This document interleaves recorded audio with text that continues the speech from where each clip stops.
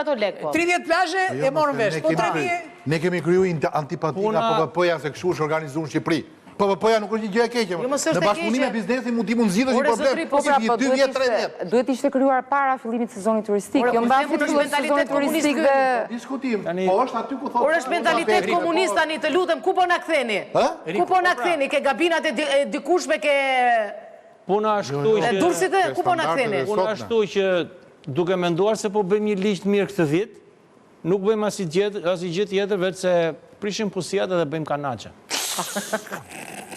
Kemi patur një kusi që e kemi patur me një ligj të caktuar, që e krijonte një funksion, e kryente funksionin, e bënte gjellën. Edhe në vend që atë kusin pastaj me një rregullim tjetër ta bënin, ta pastronin, ta lanin. Bënin me inox. E dam atë kusin, edhe me ato copat e aluminit kusis, fillon bëjmë kanaçe të vogla.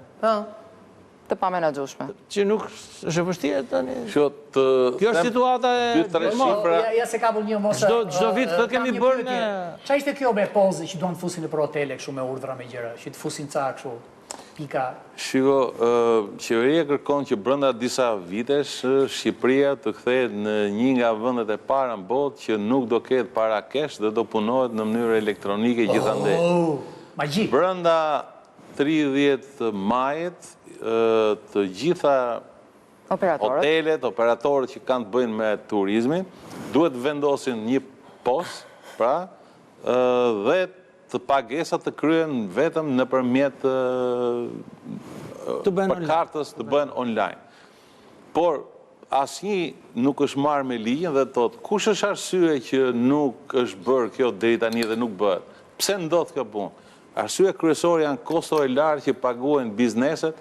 Duhet të ndërpresë. Arsye para është që s'ka energji elektrike të pandërprerë. Po, ka dhe mënyra për ta zgjidhur, sepse e bën dhe me celular. Problemi është kosto e lartë që bizneset paguajnë për transaksione. Pra, në rast se në Europë kosto që paguajnë biznesi është 0,3 deri në 0,6%, në Shqipëri është 3,5%. Pra, nuk flasim për 20%, për 70%. Për 70% rritje, po flasim për 10 herë më të larta se sa transaksionet në Europë.